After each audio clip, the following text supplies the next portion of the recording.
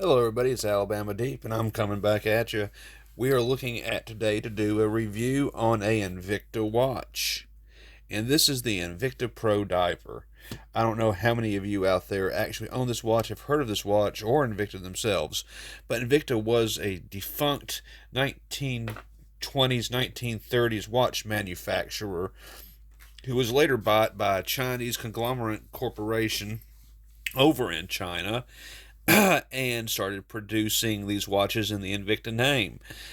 That's as well as I know it anyway. If you've heard anything different, please comment below. But from my understanding, they started making legitimate watches in the name of Invicta, as rumor goes that they did make replica Rolexes at one time. They took the resources into these replica Rolexes and started producing actual Invicta brand watches that are extremely large on the wrist. Now, this one here is 21 jewel movement. It has an N35 movement that is basically a Seiko. Now, with this particular watch, we can look at everything that they have put into this particular timepiece, and I can say I am thoroughly impressed with what I see here. If we can look at this particular watch a little bit closer, and we can get up and we can have a look at the dial itself. Let's see if I'm able to do so. There we go. We can say that it is heavily influenced by Rolex itself. It seems like everybody wants a piece of the Rolex pie. And they did, all their watches, mainly all their dive watches, are heavily influenced by Rolex, including another watch I have recently bought. And that particular watch will be arriving within about a week, and I cannot wait to show you that. It would be the Hydra Max, basically Rolex's Deep Sea Challenge watch. It is 30 millimeters in thickness, 50 millimeter watch, and we'll get into it when it arrives. Getting back to the Pro Diver here, the Pro Diver does have an exhibition back on it, and I have beefed this one up a little bit. It is 300 feet water resistance. I have a pressure tester here that I have made, and it actually goes above 300 feet, but safely for the video, in any watch that I work on for anyone here, 300 feet. Uh, the only thing that people don't like about this particular watch is that Invicta put their name all over the front of this watch, and on the side it does say Invicta as well. But, for me, that is nothing bad. The only other bad thing that people will say about this particular watch is that its loom is absolutely horrible, and I can completely concur with that assessment that it is probably one of the worst looms that you can have. And, Invicta, as much as they put into this watch, they should have put the money into the loom, but they did not. And now, as we turn the watch around, we can look at the exhibition back of it. Not really the greatest I can say or be able to show you.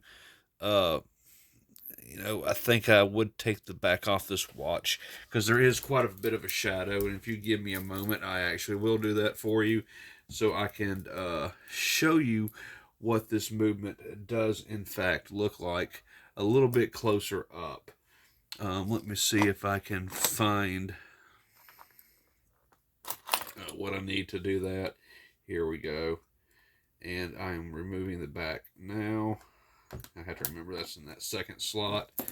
So here we go. We have the back of the watch.